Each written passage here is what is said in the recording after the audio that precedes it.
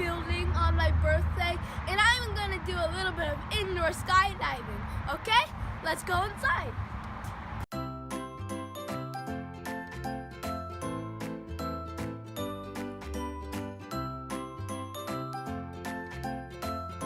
Whoa, this place is awesome.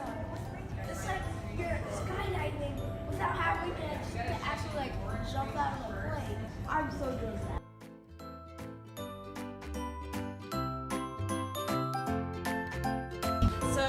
You get to choose which location you see when you're jumping. We have different ones where you can jump out of a plane. This one, you're jumping off of a cliff. I'm so doing this. This is awesome. To get you guys going, I got a short video I need to play for you guys. So you already noticed was going to be 4 hand signals.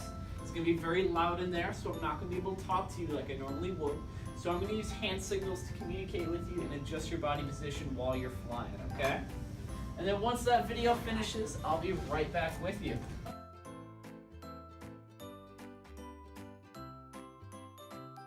Now it's time to gear up.